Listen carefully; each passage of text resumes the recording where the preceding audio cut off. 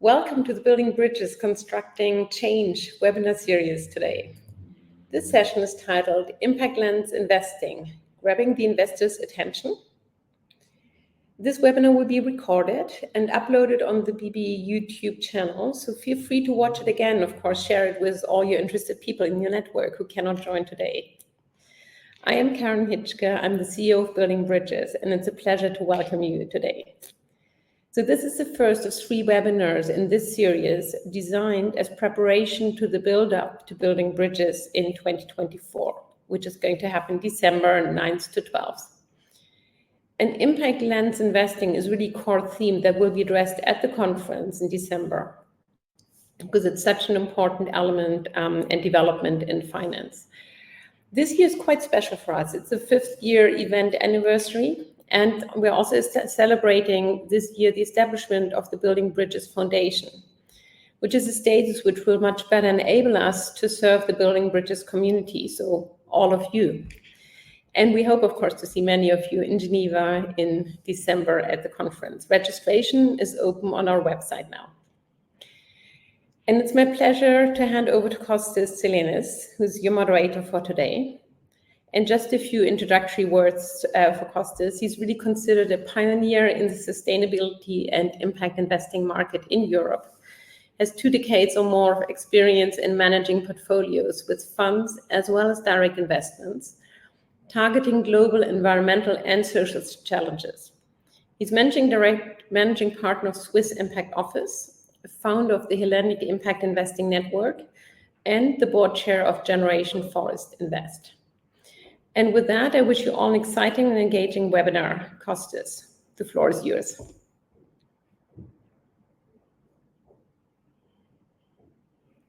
And we cannot hear you. A big welcome from myself as well to all participants today. Excellent theme to start with. Impact lens investing, grabbing the investor's attention. And it's a great honor for me to moderate this panel today because it's organized by Building Bridges, which is an exceptional organization linking financial institutions to impact, has a very big weight in the market. But before we start some administrative aspects, I would love to have the audience, first of all, write in the chat where they're dialing in from. And secondly, don't forget at the end of our discussion today, to fill in the survey. That will be excellent because we can then collect some information. But let me introduce the speakers that we have in the panel today. We have with us Jennifer Boscardin-Ching, Client Portfolio Manager at the Thematic Equities team of Banque Pictet. Guillaume Chapuis, Investment Manager, Private Equity at the Plastic Circularity Fund at Banque Lombard Odier.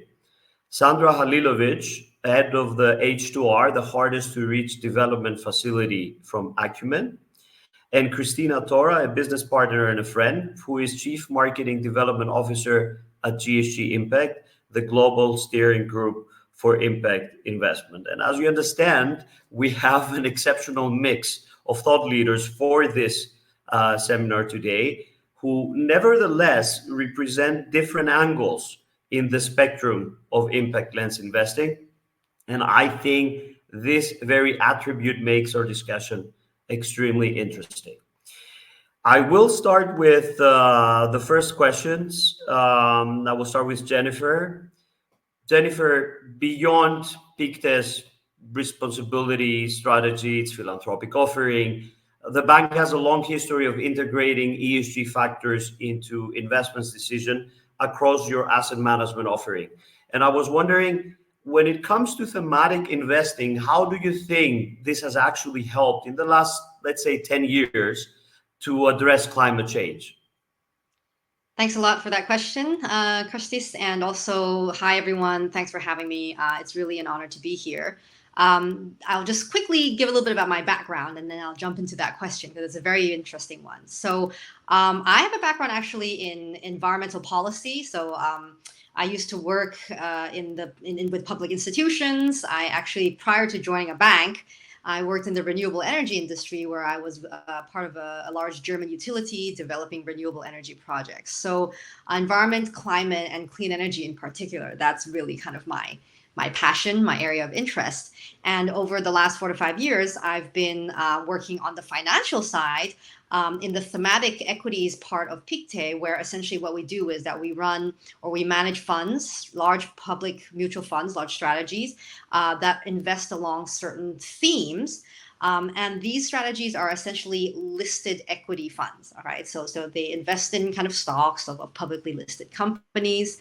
And so that is a little bit of a background, which is as a prelude to the answer to the question of, how do these thematic strategies have an impact when it comes to addressing climate change? Because I think the question on everyone's mind would be, can you even have impact in a listed equity approach? Because you're not directly financing a project, right? You're maybe buying the shares of a company. And so what I would say here is I think when it comes to thematic investing, the parts that I cover are environmental investment funds, where that fund has a very strong kind of impact intentionality, in the sense that we are specifically looking to invest in shares of companies where the products and solutions of that company are delivering some sort of environmental impact. So they're helping to address climate change, whether it's renewable energy or whether it's in energy efficiency, whether it's in improving building insulation, reducing energy use consumption in buildings, and other types of environmental issues. So I think the first thing to note in the listed equity space is that intentionality of how you invest and what you're investing in is very, very important. So when it comes to kind of really the area of addressing climate change, I think what's been very remarkable to observe over the past, not 10 years, but especially over the past 5 years, is the amount of client interest and that has really surged in this space, especially since kind of during the COVID times. And so there's been a lot of asset flows going into anything that has climate themes inside it, which is a very, very positive sign. So from my perspective, or let's say from the perspective of my asset class, like I said, we are running listed equity funds.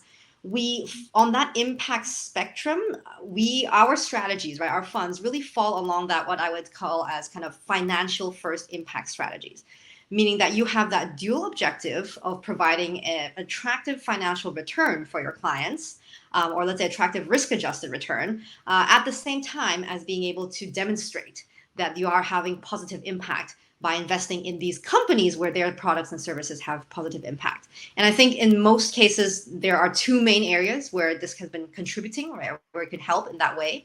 One is, of course, as investors, as asset managers, it's all about asset allocation. So it's about identifying the right companies that are doing the right thing, making sure that as investors putting money into the shares of companies, hopefully over the long term, we play a part in supporting the share price of that company, helping that company to grow, reducing the cost of capital of that company. The other area I would say is very important as people, as shareholders and people working in this asset class, is the fact that as often large shareholders of these companies, we also do a lot around active ownership and engagement, helping companies to improve, to disclose more on their carbon footprint, to have more, let's say, higher renewable energy targets in their operations. And so these are kind of the venues or the activities as a listed equity investor where I think that the impact can be generated in that sense. Hopefully that kind of answers your question. It does, yeah, absolutely. And since public markets have a big chunk within this spectrum of investments in the investment market, the capital that was pipelined, especially in the 5-10 last years in the sustainability themes, has been substantial, and therefore you do agree that it has influenced go a step closer to solving the climate change problem. I think yes, because I think an aspect of in this asset class that's important is it's the signaling.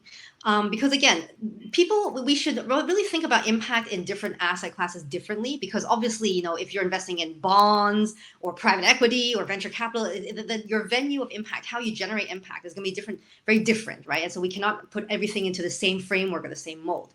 But I think in the listed equity space, in the public equity space, that the fact that when investors invest in a stock, right, or in the share price of something, they're signaling that company matters, that the products and services that are coming from that company are adding something valuable to society. And so that's where it is important for public equity investors to invest in those companies that are providing solutions to signal that climate change matters. And so that's where I think a lot of that kind of listed equity impact can also come from. I like that very much, the signaling function of such investments. Moving from the public markets to the private markets, Guillaume, over to you. Lombard has been, as we all know, an early mover when it comes to impact investing, and also going beyond ESG. I do remember the fund of funds that you've launched many years back, and we were invested in. Now, with the plastic circularity fund, you're going a step further into this alternative investment space with a private equity strategy, with private equity participations. Can you tell us a little bit more about the strategy and the rationale? How did a bank come up with the idea of having a private equity product in this specific theme? Sure. Thank you, Kostis, and thanks for having me. Personal background. My background is in private equity and has been in private equity, and I think I'm now very happy to be combining this investment expertise with the sustainability focus of Lombard, as you rightly pointed out. I think as an introduction, I'll say that within Impact, I'll be talking mostly about sustainability, because that's what I'm focusing on with the Plastic Circularity Fund, and I think that's more generally a very integral theme of Lombard investment strategy. And I think you were asking about the rationale behind the strategy. I think I should say that overall, Lombard believes that it should address sustainable investment from all different angles, which means offering investment solution across all different asset classes. And so I think private equity is not different to any other asset class, and I think there's a willingness to push sustainable investment across all the asset classes, and private equity, notably, that's where the Plastic Circularity Fund sits. I think, as you said, the Plastic Circularity Fund is a direct private equity fund. That means it aims at taking equity participation in, scalable growth stage companies in Europe and the US, and target companies will typically be contributing to the transition to a lower carbon circular economy in the plastic value chain. So in terms of themes, that means that we'll be looking at investments in companies that bring solution in the kind of production stage. So innovative material, how do you reduce the carbon intensity in the production stage? How do you make the material more easily recyclable? That's kind of one theme. We'll be looking at extending the life of plastics and financing models that new use cases around reuse, refill, repair. And I think thirdly, we'll be also looking to enhance the collection, sorting, and recycling of plastics.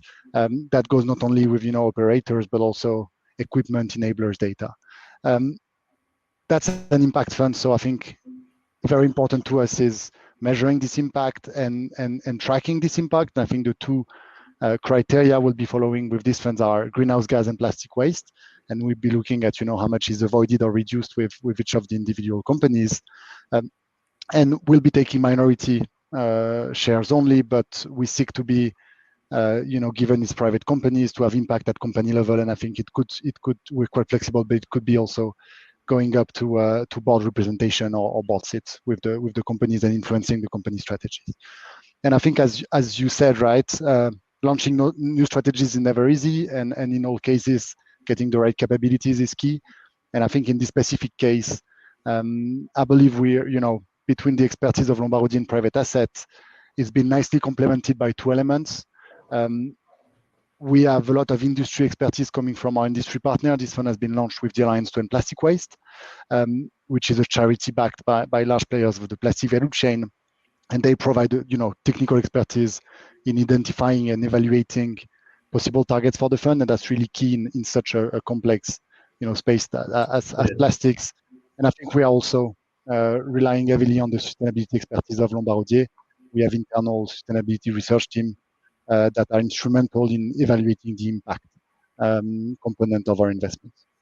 How popular was the strategy so far? Are you in a fundraising mode, or you have closed the fund? Yeah, we are in fundraising at the moment. We had the first close, so we're already deploying the strategy. And I think we see a lot of interest, and I believe that we have the benefits of being a specialist fund addressing a quite complex issue.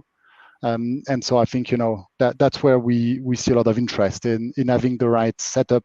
I mentioned the industry partner and the sustainability focus from Lombard Odier is really something that resonates well with investors that we are discussing with. And the focus is on developed markets, if I remember well, Guillaume, yeah, right? The focus is on developed market because that's where the innovation comes from. But one of our criteria is really evaluating how much, of this can be replicated down the line globally. In more global South market, but the focus of the fund is Europe and US. Yeah. Let's move from developed markets to emerging markets with Sandra. Sandra, Acumen, very specialized in emerging markets. You have been a pioneer in this space: social issues, healthcare, education, poverty. The new initiative, though, this sounds very interesting. Harder to reach. So you're targeting a very specific segment of the population. Is this more of a better philanthropy approach, or does it aim at providing returns, positive returns to investors, alongside of the very high social impact profile that I assume such a strategy will have? Based on the geographic exposure of the initiative. And do you believe, if that's the case, if you believe that these investments will end up having more or less a balanced risk-return profile? Thanks, Kostas. Great question. Pleasure to be here. And hello, everyone. My name is Sandra, and I head up one of Acumen's energy access facilities. As Kostas mentioned, it's a part of the Hardest to Reach initiative, which is a 250 million SDG 7 climate adaptation and mitigation program. We are on the private market impact side, so that's where we kind of fit along the impact continuum. And prior to Acumen, I was an investment principal at a 700 million single family office called Kennyarth, where I invested in directs and funds and built the impact investment team and processes to enable the family to move all of its AUM into impact first. So just before I answer the question, I think it's really important to kind of set the stage and share a little bit more about Acumen and what Acumen does. So Acumen has been an impact investor since 2001, when it was founded by Jacqueline Novogratz with a radical idea that business can break the cycle of poverty when cultivated with moral imagination. And Acumen's work today extends across 4 continents and encompasses some of the hardest to reach communities on the planet. So very much impact first. We use the tools of capitalism to solve problems, and we invest in solutions that have the greatest potential to generate long-term sustainable impact. Since 2001, we have scaled 215 mission-driven companies and shaped markets in some of the hardest to reach communities on the planet, impacting 650 million lives. And so in line with this mission, Acumen launched the Hardest to Reach initiative, which is our SDG 7 Climate Adaptation and Mitigation Energy Access Initiative, dedicated to reaching people who are at the risk of being left behind by business as usual market approaches to electrification. So the problem that we're solving is very specific. So within the Hardest to Reach, what we're solving it for is that most people in the world that do not have access to energy reside in sub-Saharan Africa. And this is forecasted to get worse over time. So according to the International Energy Agency, 760 million people lack energy access today. Around 80% of those people live in sub-Saharan Africa. So that's like 608 million people. And in 2030, 90% of people without electricity access will live in sub-Saharan Africa. That's up from around 80% today, and up from 30% from 2010. And so to tackle this growing problem, we have selected to invest in 16 countries in Africa where the electrification rate is below the sub-Saharan African average and the poverty rate is above the average, hence the name, the Hardest to Reach. And our specific, we have very specific impact KPIs across the Hardest to Reach initiative, which are to provide first-time energy access to 54 million people and overall energy access to 72 million people, and to reduce 5 million tons of CO2 emissions.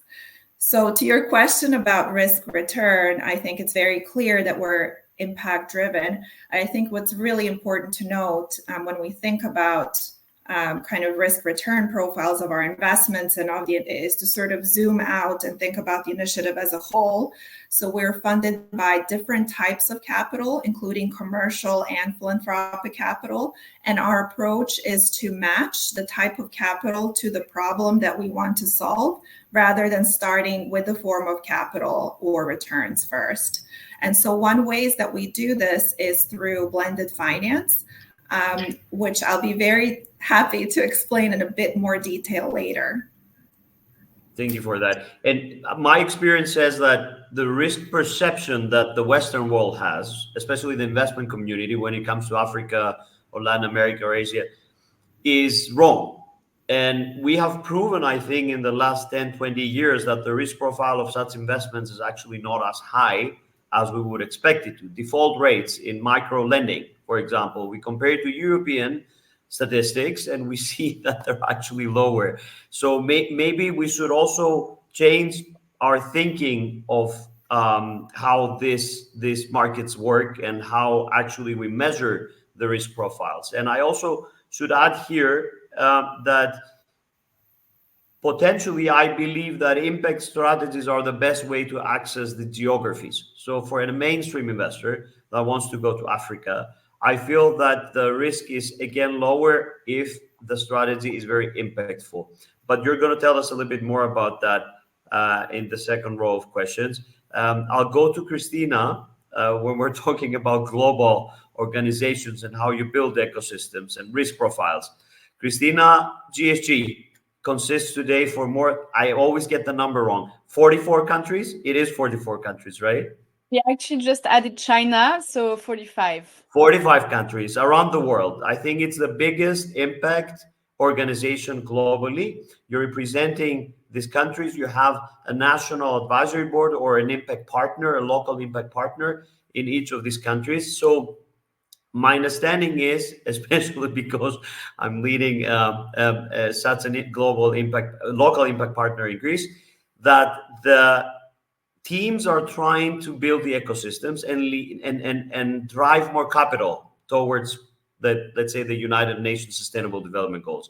How difficult is this exercise? You have been years on this, and how is it progressing? And how can investors get educated more effectively so that they can move faster into the right direction? And of course, most importantly, what is GSG's role in this transition? Yes, thank you. So let me just perhaps do a quick presentation of us as an organization and explain how we work. I think it's important before I start answering your questions. Thank you, Kostis. So GSG is an organization. We are a UK charity, so we are a non-profit organization. Our mission is really simple: is to drive more capital towards social and environmental impact.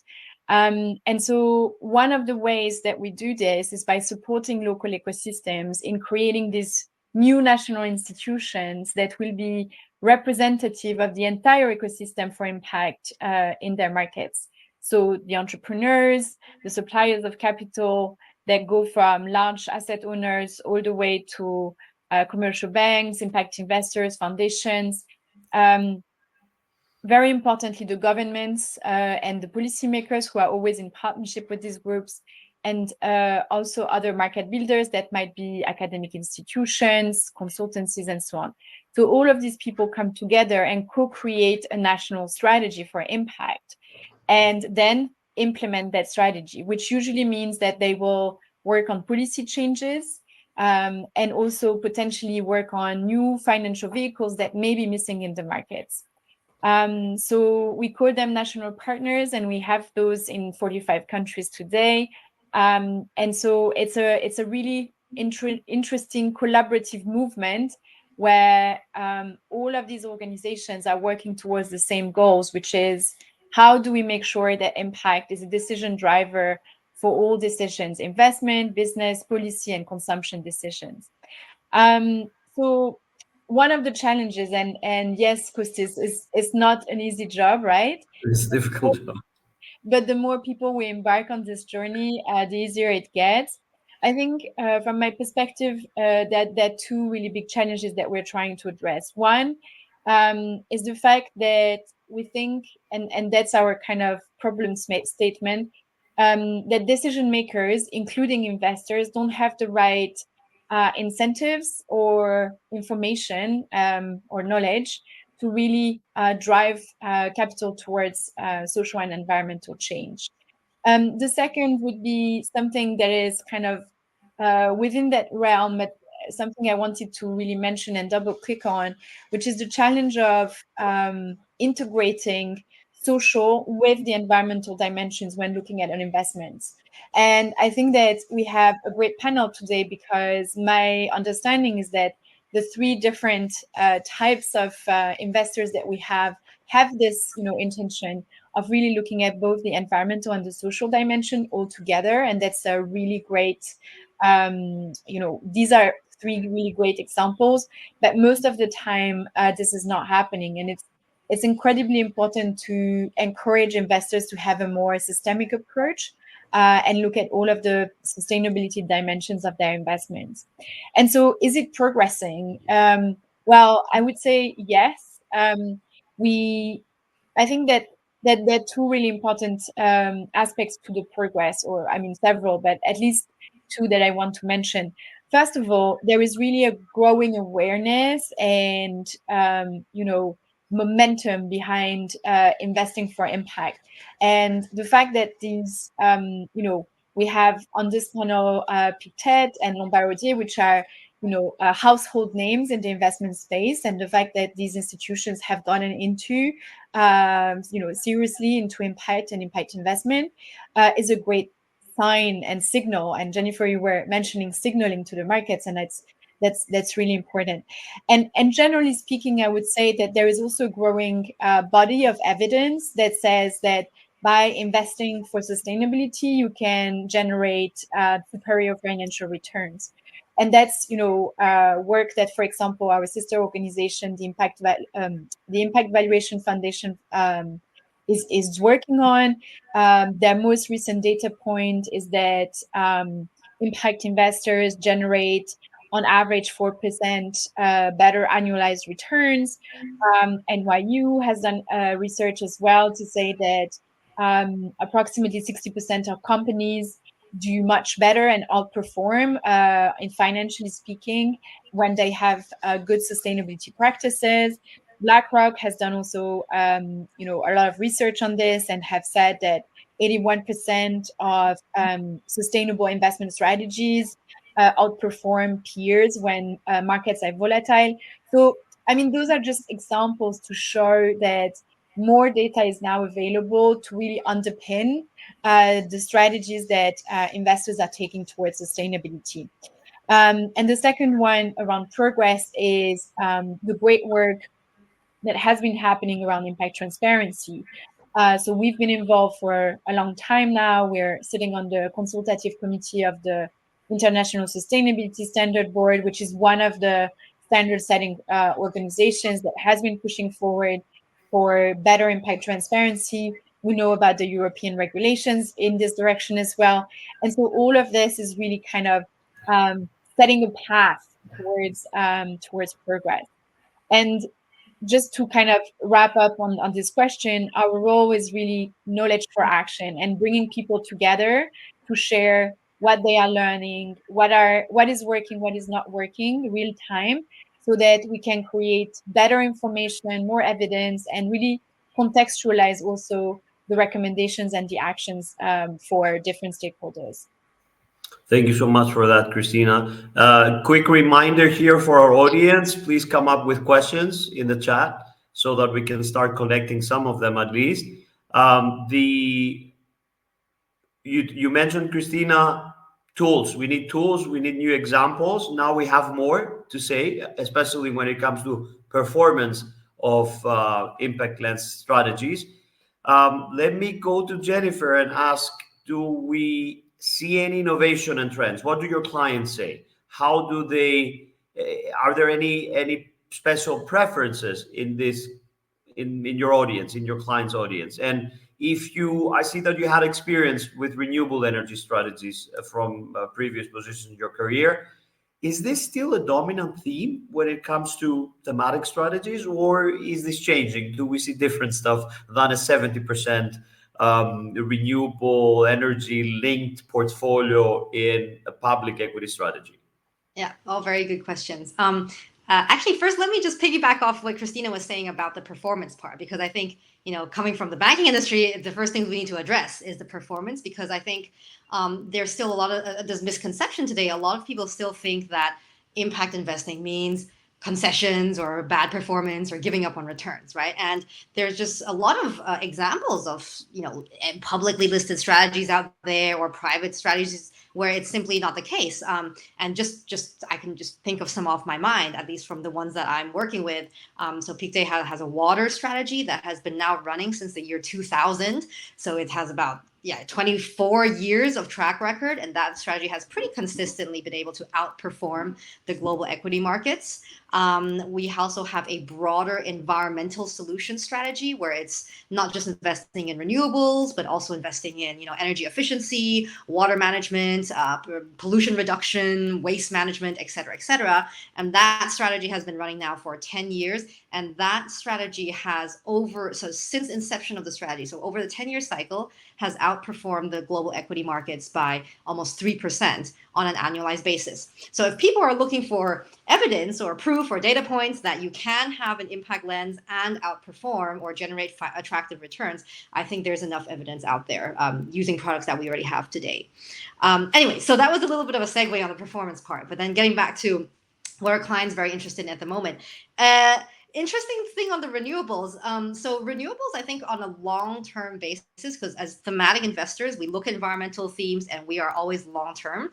So from a long-term basis, it's hard to see why renewables will not grow as an industry, because actually, I was just in Spain last week visiting a large solar and wind farm from one of the companies that we are invested in, and it's really impressive. It's so amazing, these technologies, how they work, how they're becoming so cheap now.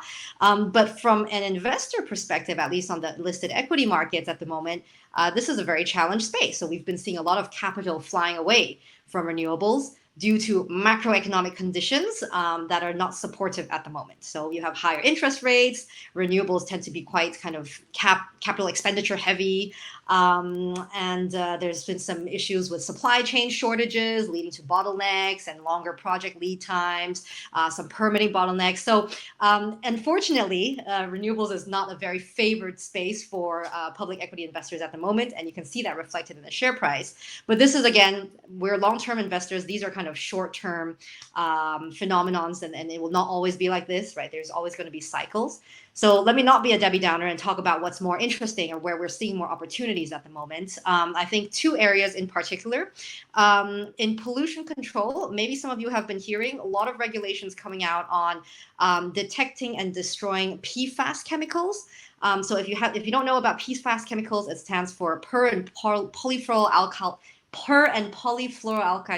substances, which are essentially those forever chemicals that are found in, Teflon pans, waterproof things, foam sprays, everything that have been found to be increasingly and worryingly been leaching into our water systems and then showing up in high concentrations in human blood. So in the EU, in the US, there's regulations coming out that is limiting the concentration of these PFAS chemicals that can be found in drinking water. So this is leading to a whole bunch of new opportunities for PFAS detection in water technologies or in water supply chain. So that's an area of investment that we have, right, in our opportunities. It's also leading to opportunities for PFAS destruction technologies where you have environmental consultants, you have new technologies coming in that are addressing this issue. So I think that's one that is quite interesting, something to look out for. You might have been hearing about it in the news. The other area where I think is becoming more and more prevalent, which I think unfortunately people are still not fully appreciating how important this is going to be, it's really actually climate adaptation. So I'm sure all of you have been also hearing the headlines about the impacts of Hurricane Helene, now Hurricane Milton, but not just in the US, but all around the globe. And so that whole spending on infrastructure, on urban resilience, on climate adaptation, whether it's on flood management systems, improving the electric grids to become more resilient to extreme weather events, that's an area where we're also seeing just, it's just growing very, very steadily. And in a reflection of that, environmental consultant companies, or these large kind of engineering companies that are helping corporates and governments to manage their climate adaptation projects, we've been seeing their share prices and the performance of those companies go up steadily as well. So just to leave you with some fun or some interesting examples that we've been seeing most recently. And that are also becoming, as you said, a little bit more popular to investors. Let's see these days what is going to happen in the US with the floods and the hurricanes. I think people are starting feeling the climate change effects, and therefore I would say at the beginning that these strategies might be too technical for an average investor to understand. But I think since we are experiencing this on every year more, maybe this is going to be an extra push in the right direction. Since we're talking about sectors, Guillaume, maybe if you can give us a couple of examples in sectors, but within the circular economy theme. So and it would be also interesting to see what kind of returns are we talking there. We said alternative strategies. We said probably venture capital, private equity, as you explained before, if I understand that well.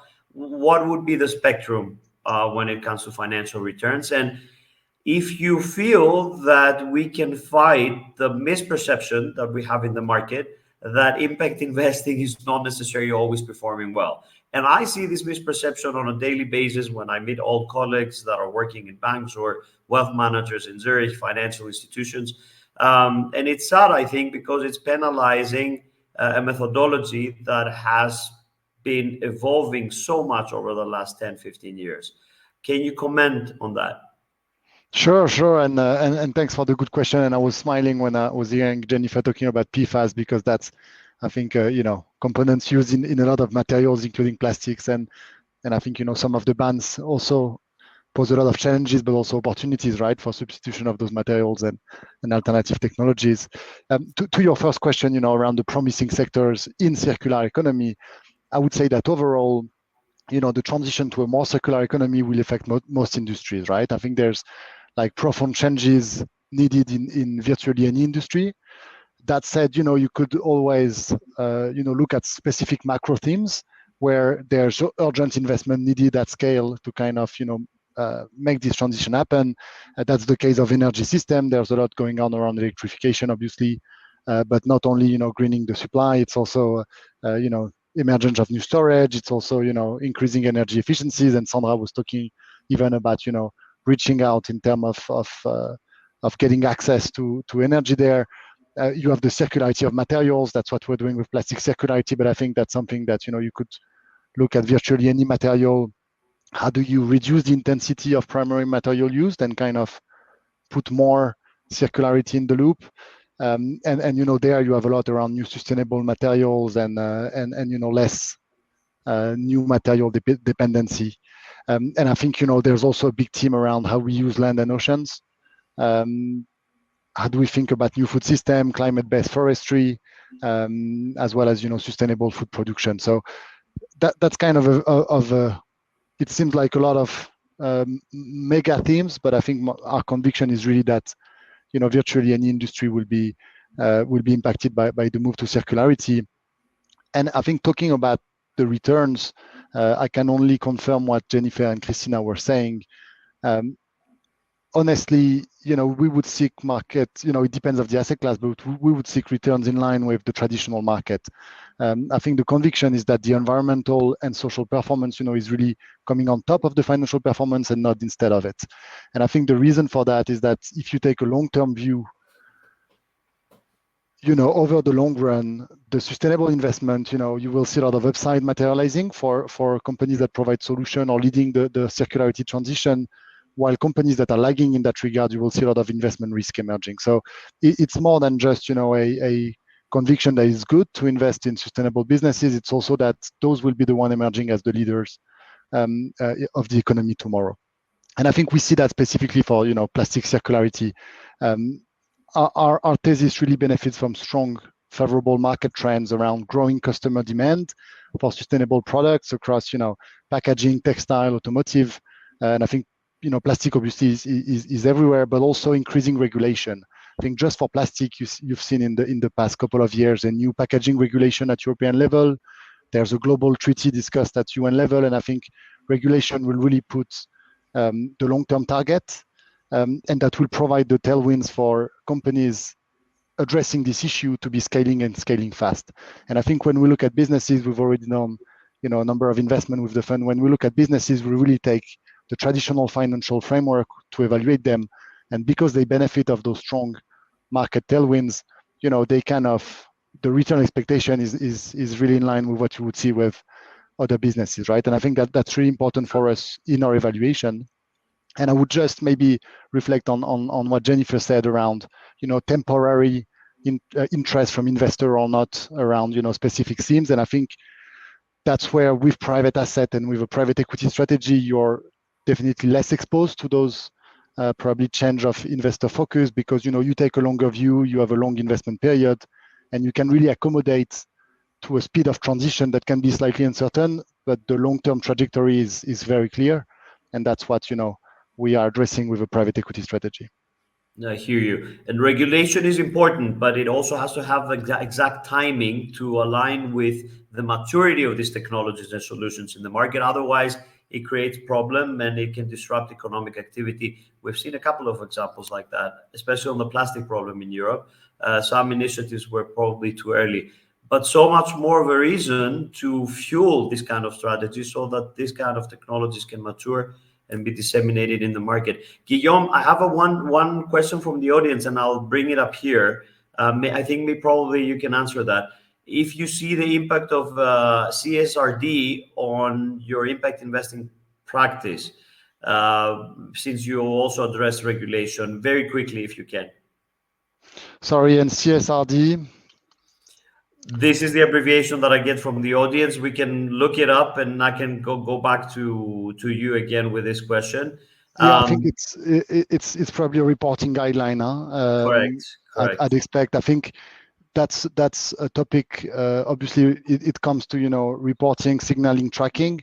I think in the case of a private equity strategy, we get, while we enter in the businesses, the right discussion around the kind of metrics we'll be able to get from the businesses, and I think the tracking we'll be able to do.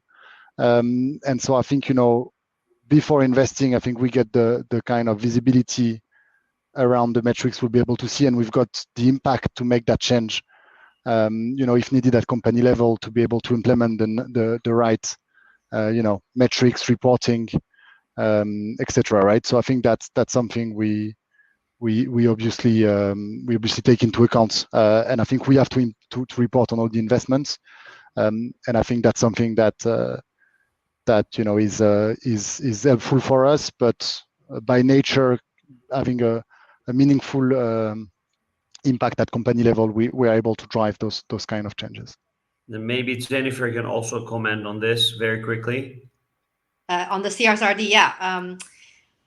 Okay, so in terms of actual impact on our kind of investments or investment process, at least on the thematic impact side, especially on the environmental strategies, which I'm a part of, it hasn't actually impacted how we invest, because everything that we do has already, since the beginning, been very well kind of aligned with any kind of, let's say, definitions or guidelines of, what you need to be looking at and things like that. The only thing I can say maybe from our side, it's a little bit echoing what Guillaume has been saying, is it's just created a lot more reporting.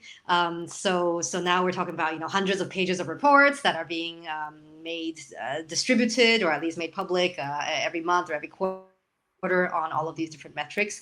What I can say that is maybe more interesting from an investor's perspective is that what CSRD can help us to do is, when we evaluate companies and their environmental impact, then it helps because companies are now required to improve their own reporting and provide more transparency.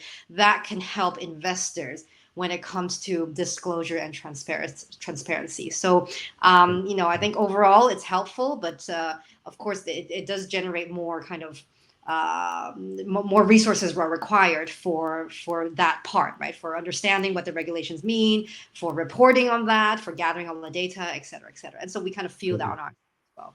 Thank you, Jennifer. Sandra, over to you. I would like us to shed a little bit more light on that blended finance approach that I think your initiative has, by leveraging in principle both philanthropic capital and commercial capital.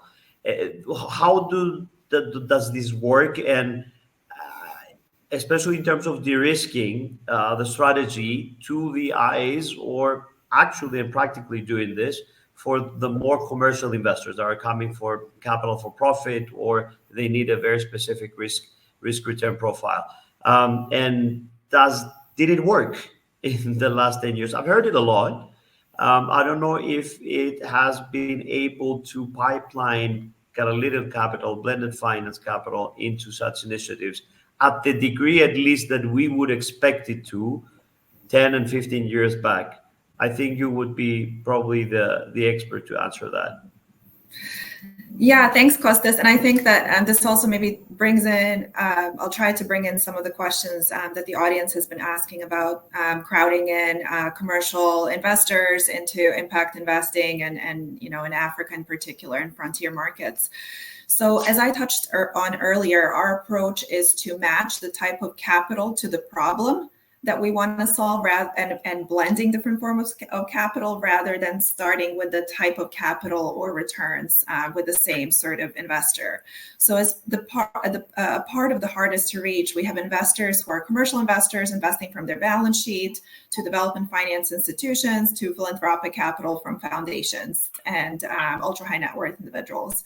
So the benefit of this blended finance approach for commercial investors is that they get exposure to very deep impact, and they receive downside protection. That's what gets them there, and that becomes very clear once you look at the proposal and do the financial analysis. The downside protection becomes very obvious.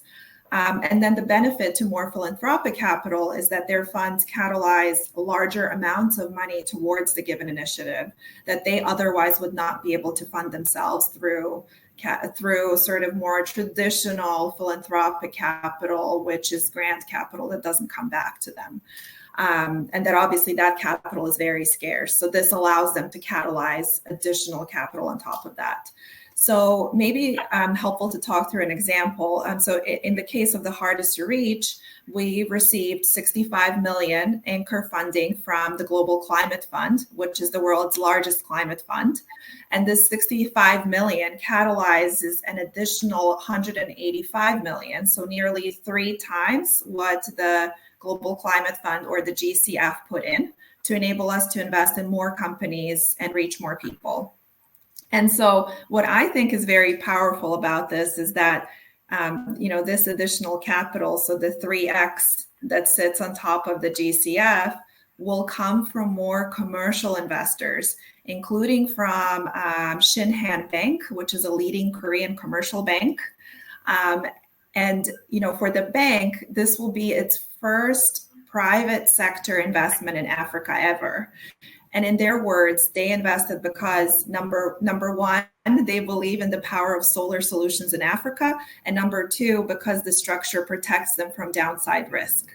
So I think it's fair to say that a commercial investor like this one would not have invested without this blended finance structure. And then, so going back to your question, Kostas, about the role of blended finance in catalyzing more mainstream capital, I think it's very evident that it has done so, and I think it's extremely powerful. And I have also seen this when I was investing in blended finance funds in my previous role. And then just maybe to bring in some numbers into this, according to Convergence, blended finance has mobilized around 230 billion of capital towards sustainable development in emerging markets to date, through 6,800 financial commitments. So I think that the numbers are quite impressive. And I think there's evidence that it's a very powerful tool to move more capital into impact first initiatives where much of this capital otherwise would not go. So Sandra, do you think with the largest part of the blended finance capital is coming more from philanthropic institutions, or is it more the DFIs? So there are different archetypes within blended finance, and I think the Convergence is an organization of blended finance, a sort of global network of blended finance practitioners, and they have very specific archetypes in their website, which might be helpful to look into. But so it very much depends what the archetype is. What I have seen from my experience is that typically that first sort of junior tranche that catalyzes the rest of the capital is usually much smaller than the senior, or sometimes the mezzanine and the senior. So typically it's much smaller, but it's not always the case, but that's what I'm seeing, especially more recently, which is exciting, right? Because if that junior tranche can then catalyze an additional 3x of capital that otherwise wouldn't go to these markets, I mean, that's very, very, very impactful. Thank you, Sandra. And then Krisztina, blended finance could be a solution to closing these gaps, but do you see other big gaps in the markets in this impact landscape? Is it regulation? Is it we need more frameworks, maybe more incentives from governments, probably? And I would love to hear a little bit more about the role of the local partners within this GSG ecosystem in bridging these gaps. Yeah, thanks, Kostis, for asking. I mean, I think all of the above, but perhaps two aspects which are connected to what Sandra just said, and then I'll go into the rest. There is definitely limited engagement of investors for emerging markets. Very few investors are investing into emerging markets. There is not enough products that are available for the different, especially for institutional investors and asset owners from developed countries to invest into emerging markets. And so that's one of the challenges that I think we need to solve. It's thanks to blended finance and different kind of mechanisms, it's completely available, but it's a gap in the offer. There's many other barriers, of course, for investors to invest into emerging markets, and I'm not going into that, but I think I just wanted to highlight that because Sandra really kind of put the examples of how it's possible to be done, and it's actually more a question of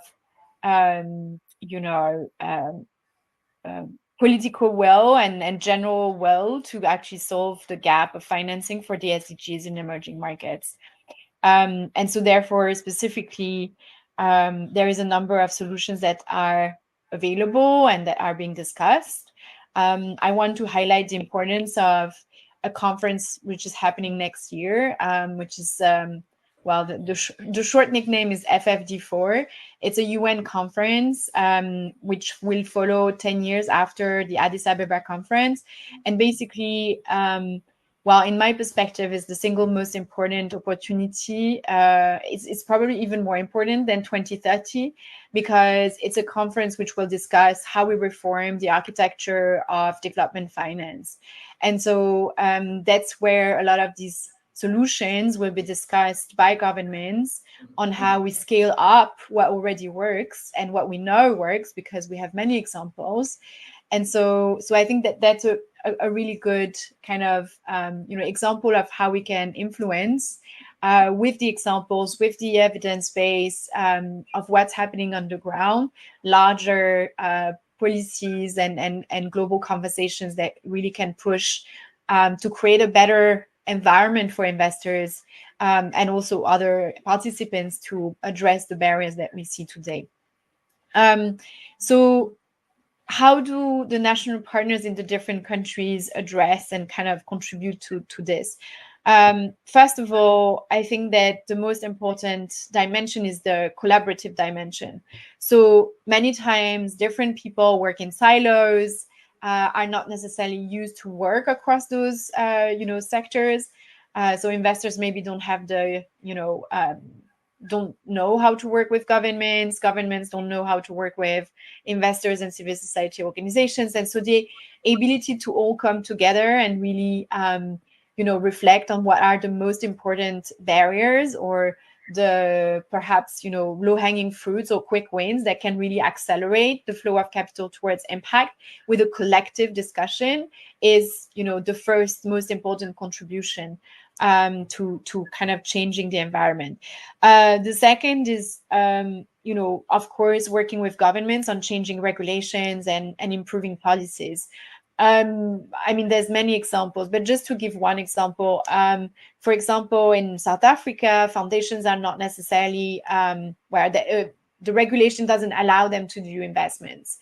So there is the national partner is working actively to with a group of foundations to advocate for changes in regulations with the South African government.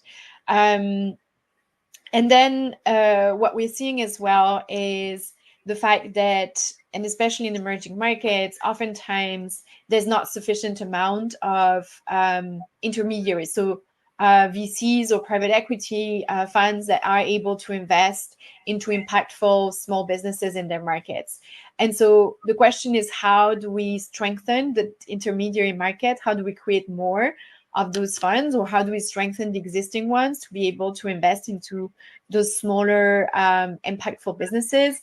And so our recommendation has been a model that we call wholesaler, impact wholesaler. And we're actually publishing a new report on this on Monday.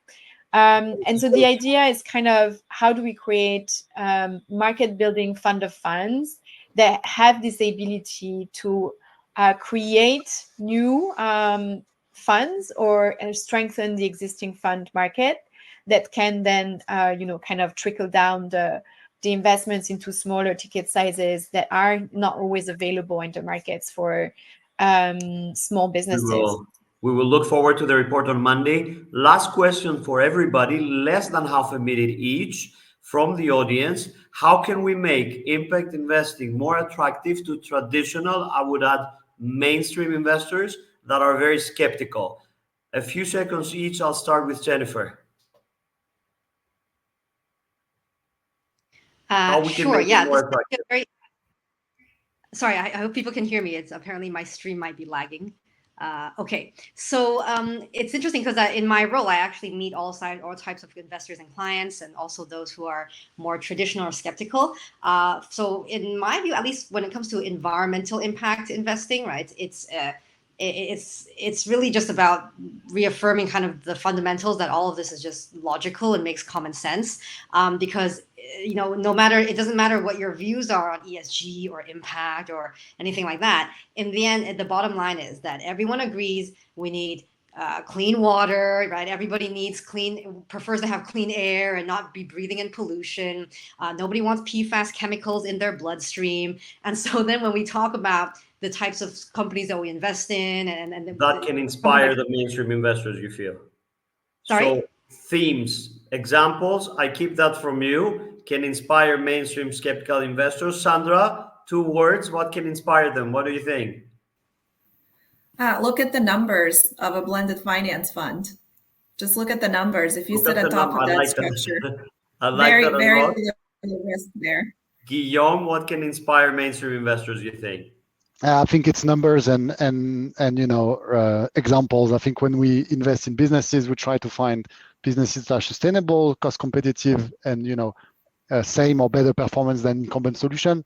And when you come with example that you can be sustainable but still be good on the cost and performance side, then you get to what's important for a traditional investor, which is the financial performance or the prospect for the company. Where we need to focus on. And Krisztina, you agree, I guess?